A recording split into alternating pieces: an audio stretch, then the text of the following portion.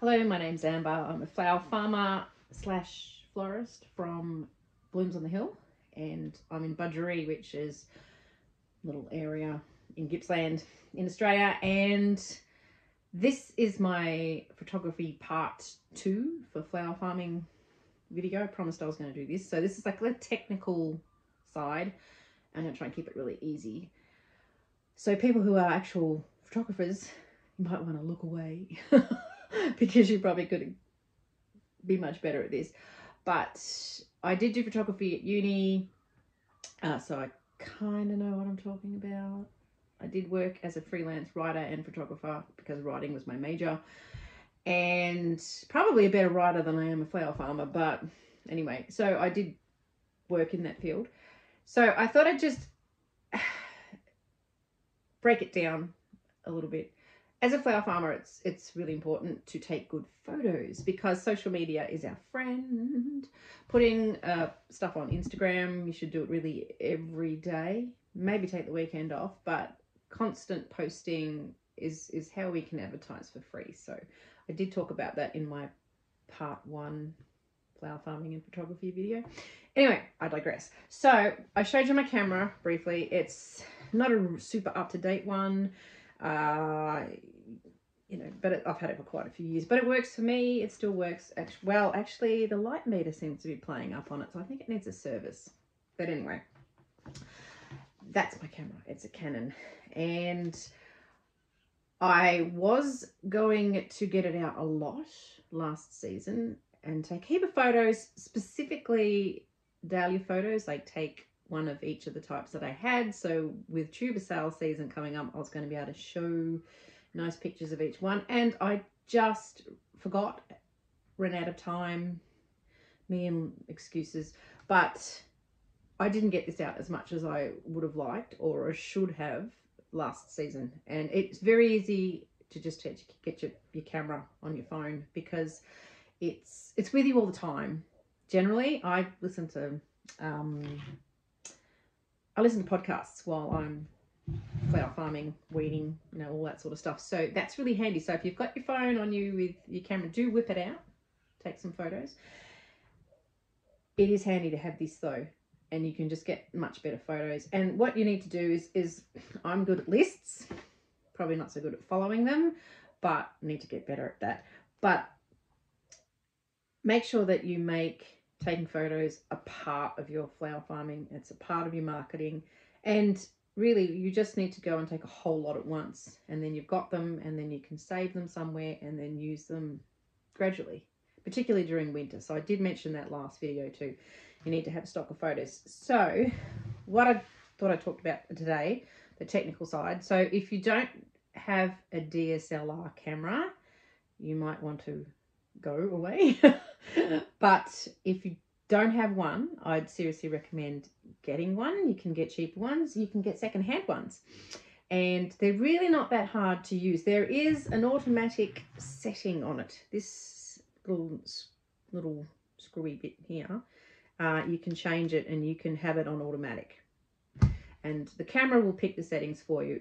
The light sensor will decide what kind of settings you need, and snap. It's easy. The manual setting, however, is much better because you have control over what goes on with it. So it's better. I'm losing my train of thought. Anyway, so we're going to talk about, so the other settings, sorry. There are other settings that you need to set, which include the ISO. So in this camera, it's a little button up here. I'm really not going to show you where each of the buttons are and how to use them because every camera is just different. And the other thing you need to set if you're using manual is the shutter speed and the aperture. So I thought I'd just put that over there. It's distracting. Drew a little picture. So I'm going to draw a triangle shape, and we are going to have our aperture, our shutter speed. I know I'm writing upside down for you. I'm sorry about that. And the ISO. So I'm I'm in my kids' schoolroom. I'm going into teacher mode, can't you tell? Aperture, shutter speed, ISO. So this is what we call our exposure triangle, and you want to get these three things balanced so that you have a good photo. Okay, so and that's the correct exposures to get balance. Okay, so basically all these settings, they let light in. Okay, they let light in to the camera, and getting that amount of light into your camera is what's going to give you a good exposure. Okay, so if you already have a DSLR camera and you know how to use it, good, excellent, don't listen to me.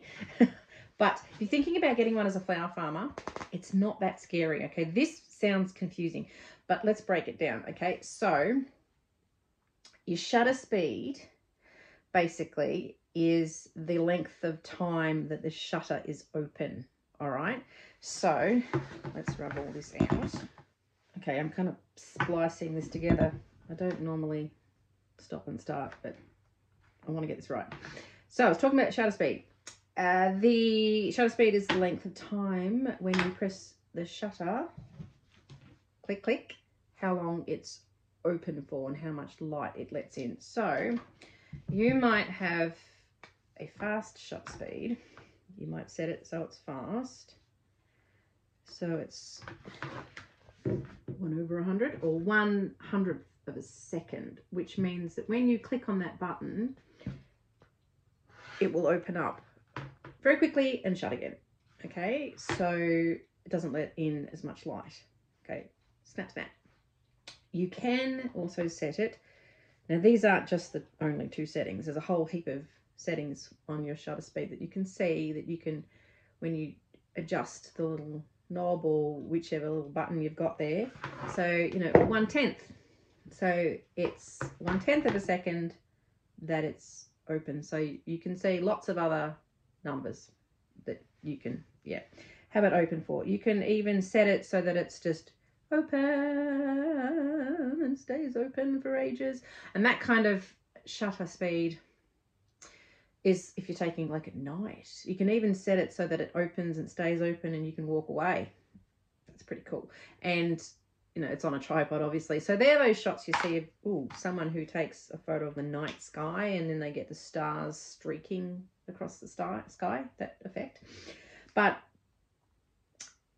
1/100 is faster than 1/10, for example. So this one here would let in a lot more light. And you'd need to do that if it was darker, or if you were trying to take photos indoors by any strange chance. But yeah, a faster shutter speed will freeze any motion. So if you were taking photos of sport, you might want it on, I don't know, 400. You can go different speeds. But you know, if you're trying to get your kids playing sport, but that's not what we're doing here with our flowers. They just sit there nicely for us. So the shutter speed is not so important in terms of like the motion, unless it's windy, but more you want your shutter speed because you're thinking about the light. Okay, so you know, because you don't want to let too much in because you'll overexpose it, so it'll look very blown out and white, and you know, you want the richness of the color that you get when it's not overexposed. So anyway, shutter speed.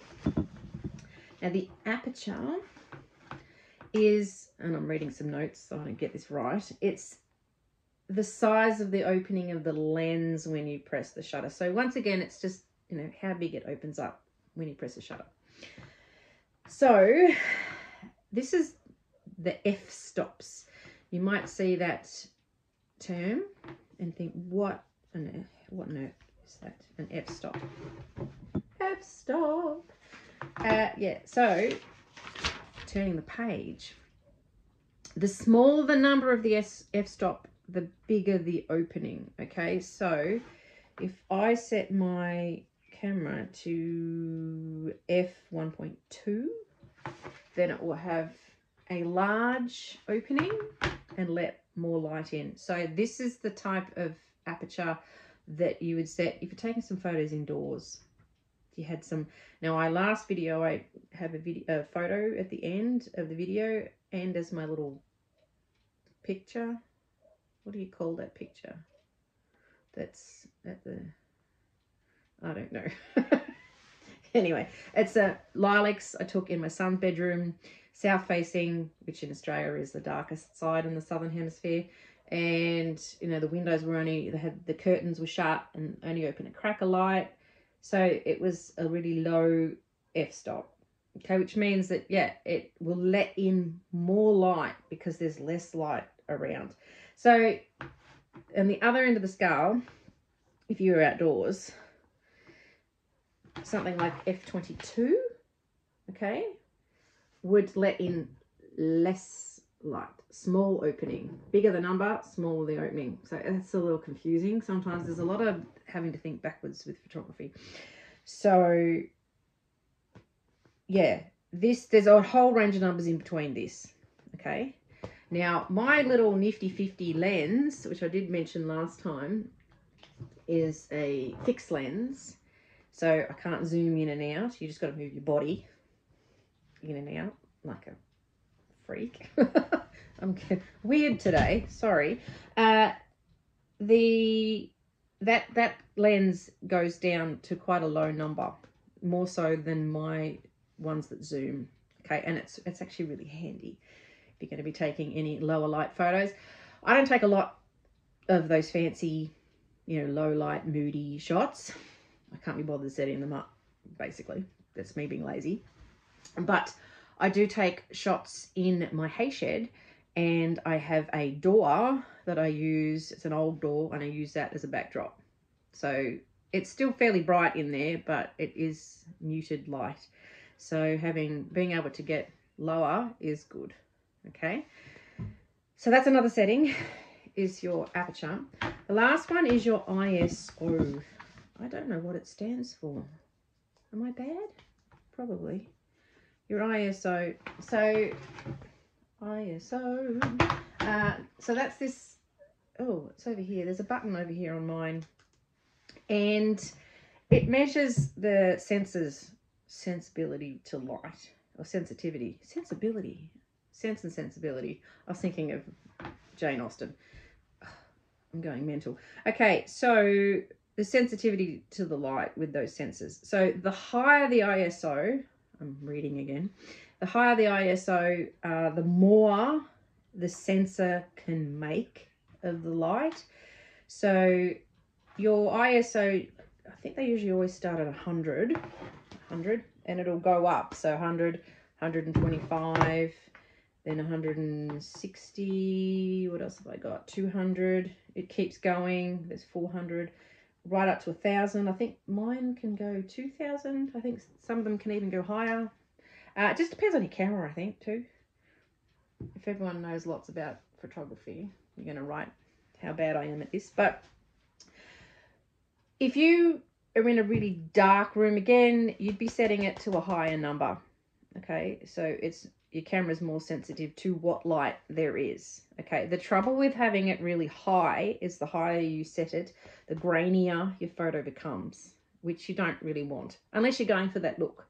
Okay, but the sharper the photo, if you want sharp photo, you're going to be wanting to go down this end. Okay, but this sort of number is probably not really necessary as a flower farmer. So if you're going to be taking a lot of photos outdoors of your flowers as a flower farmer, you're probably going to want to have your ISO somewhere around 100 or 125 or 200. Okay, so you'll be sitting them like around about there. Then if you have it set at that, and you can just ignore that ISO, and it's one less thing to worry about. But you will need to worry about your shutter speed and your aperture. But probably, if you're new to it, perhaps set your aperture, and then to adjust your light to get your light right. Peter Piper picked a peck of, no, I can't do that either. get your aperture and your ISO set, and then all you have to worry about is your shutter speed to get the balance, okay? Which that makes it so much easier for you. So your aperture, did I spell it right? Oh, I'm sure there's an A in there. Anyway, aperture, what would you want it at? You'd probably outside maybe f 5.6. I'm pretty sure that's one of the numbers. Is it 7, f8, f9? It's a while since I've used my camera, but sort of somewhere in between those kind of numbers, sort of middle of the range, okay?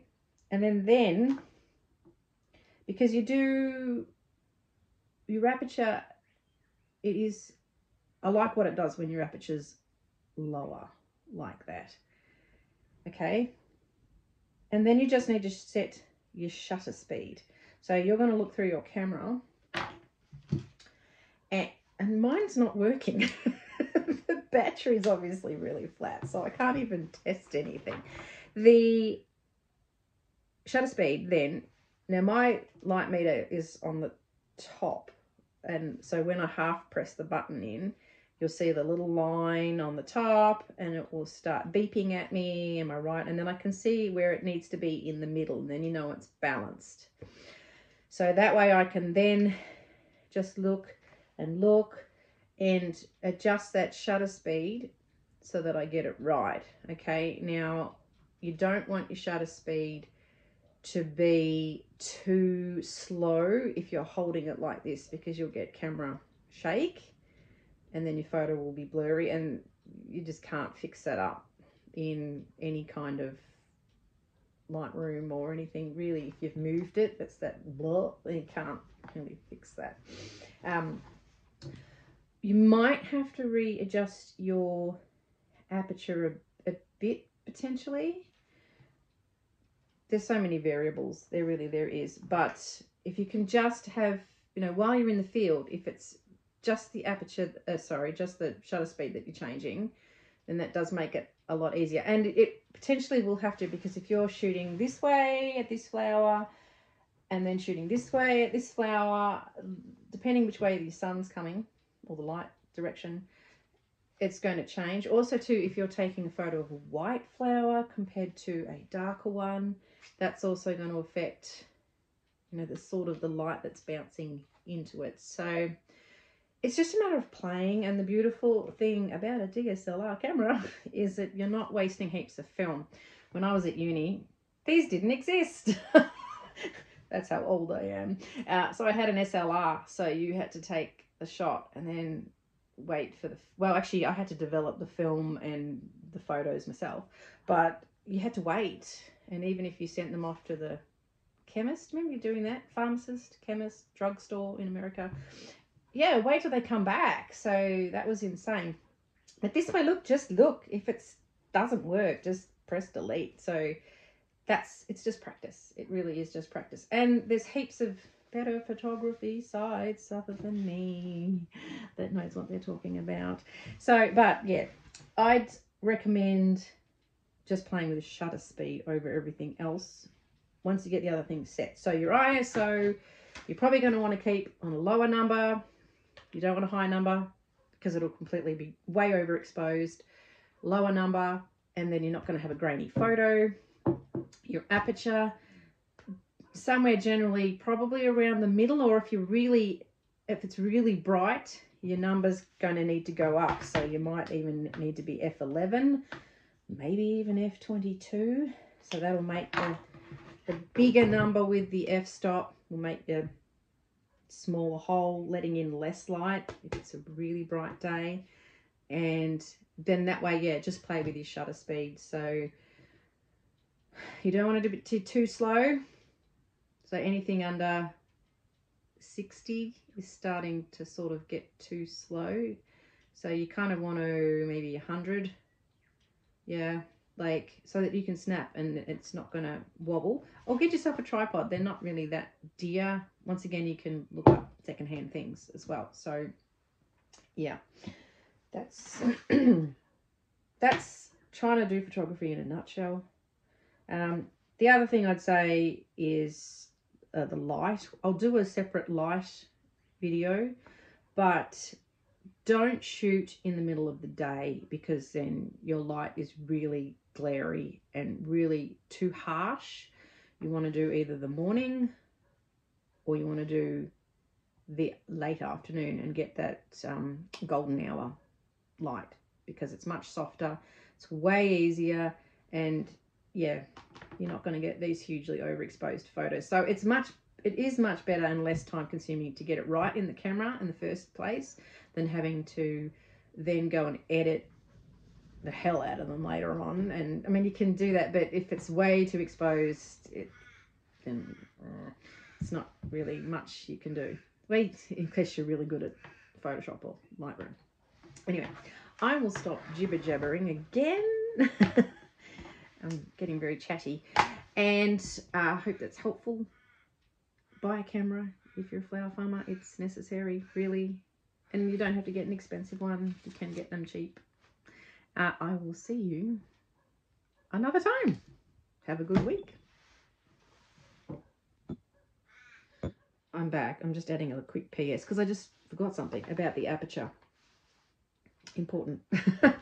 The aperture, the lower the number on your aperture, your f-stop, it means that you're going to have less in focus. So if this is your flower and it's in your foreground and you're taking, say, a close-up shot of it, you might want your flower beautifully in focus, but then the background to be blurry, okay? And that's quite a nice arty sort of fun shot.